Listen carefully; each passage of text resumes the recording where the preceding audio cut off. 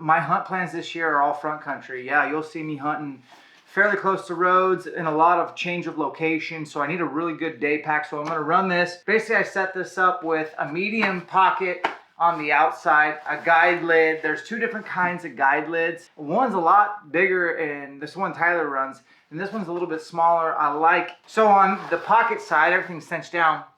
This is a tripod, believe it or not, from Vortex. It's a 56 millimeter, new to the market. It's amazing. And then I also have a monopod where I can pull out my GoPro and film over the shoulder solo footage, which I've been known to do in the past. And on the other side, unlike the Hoodlum, there is no pocket, but I like it because now I can kind of not have to, I can get to my trekkers and my ASIAC tripod. By the way, ASIAC tripods are amazing. You can take the middle post out and run it like a normal tripod bipod for your gun, if that's something that I like to keep the middle post because of filming and stuff like that, but it weighs nothing, super light ASIAC. And then the way I have this set up here is I added this horizontal strap and this horizontal strap for my bow to sit just like that. And then in here is my normal hunting stuff. No food in here yet, no water. I drink water out of a really big Nalgene 48 ouncer on the side pocket.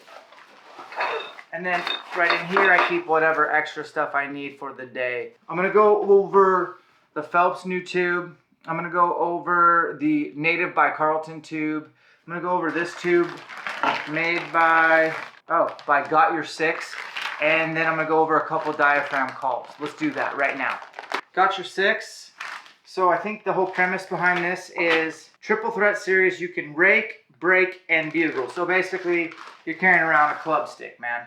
And this is definitely not light. I think they know that, but it's like a really reinforced wiffle ball baseball bat. Probably, let's check the back pressure. And what I'll be using for calls is from my dude, Cody McCarthy over at Slayer. I used to train Cody back in the day when he was a kid and I lived in Idaho. And that's how I met him. And now he's a former world calling champion, and his dad makes calls. His dad, Joe, sent me these. Let's test them out. Pink, yellow, red. Oh, and they got different latexes. I'm gonna have to try a lot of these. All right, so let's try this red, blue latex. Yeller. Pink with purple latex. White latex.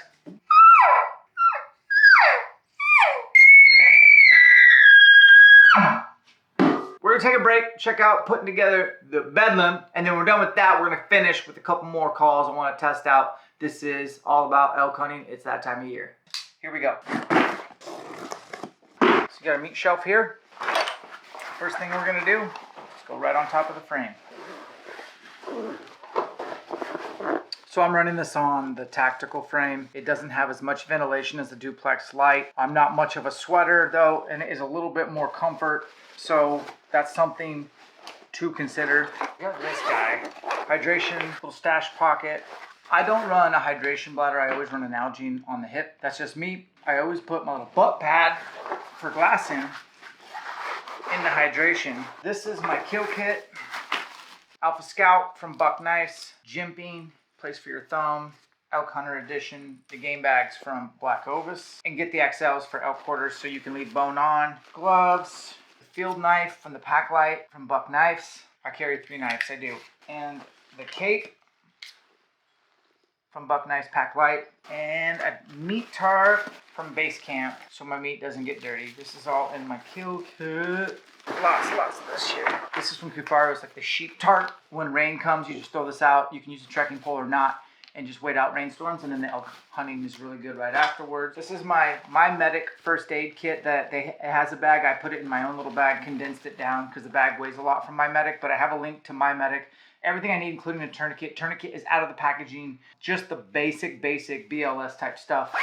This is my first aid kit. If I'm hunting with you, you're gonna know where this is. It's gonna be in the bottom of my pack. This is my fire starter, extra tracking tape, lighter, another lighter, an extra smoke in the bottle, pyro putty, electrical tape, just kind of like when you need to warm up or get a fire going.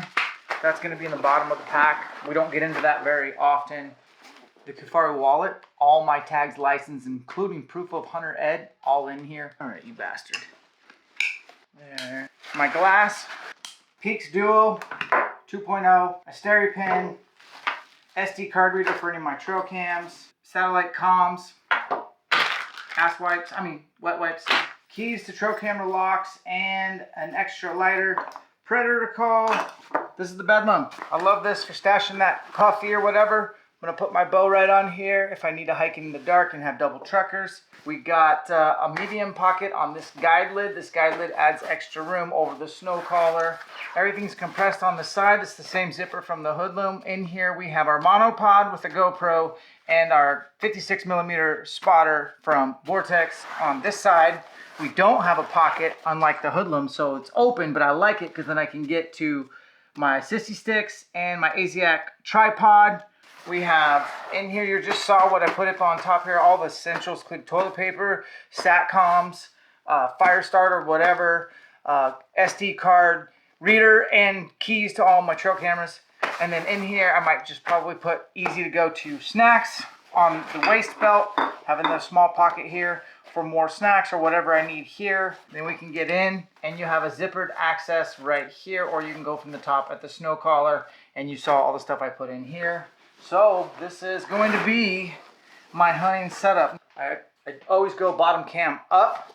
You can put that in here, and then I'll set up an extra strap to go over the riser underneath and clip in here. Going horizontally, I'll add another clip, something like that, where it comes underneath and over the riser, straps this down, because I will ride a four-wheeler at one point this elk season. I will ride an e-bike at some point.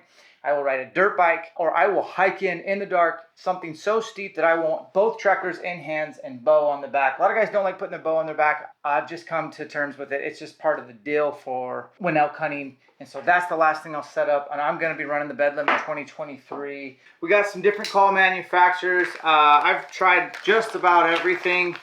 Got this new brand ribbon. My buddy Bo Brooks, who is the current Rocky Mountain Elk Foundation World Elk Calling Champion. He makes the best elk synthetic sounds. He won that this year.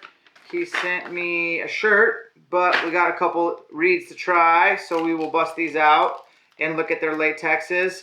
We got an orange, 2 whites, 2 blues. Then we have Native, which I believe is Carlton. You know Wayne Carlton, the legend. So let's look at theirs. These are the V3s, or so a red, a yellow, a blue. We have 2 different tubes. Now the Raven tube's $300, made out of rich mahogany. I don't know what it's made. It's wood. That's a little bit out of my price point because I lose bugle tubes. This is the V2, I believe. Yep, Unleashed V2 from Phelps. So I'm excited. This is like the metal one from last year, but just not metal. So similar design, lighter. Really interested in trying that. And this is the Carltons. So these are medium frames and ooh, an external. Sticking with Native. Let's check out their bugle tube.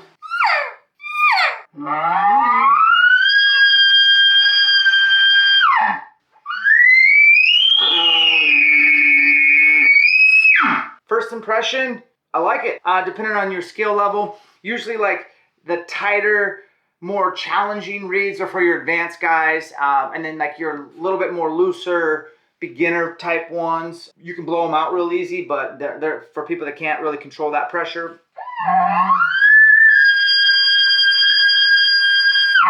Now, Tyler's filming, I'm gonna ask him.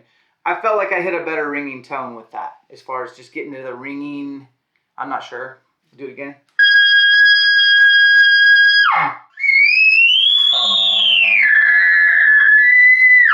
The ribbons. I do like that. Like, so the difference in materials, this is very stiff and rigid in your mouth, the material, the tape. Whereas the tape on here is real flexible, and you can feel the vibration of the latex and the way they stretched it. Here's their blue.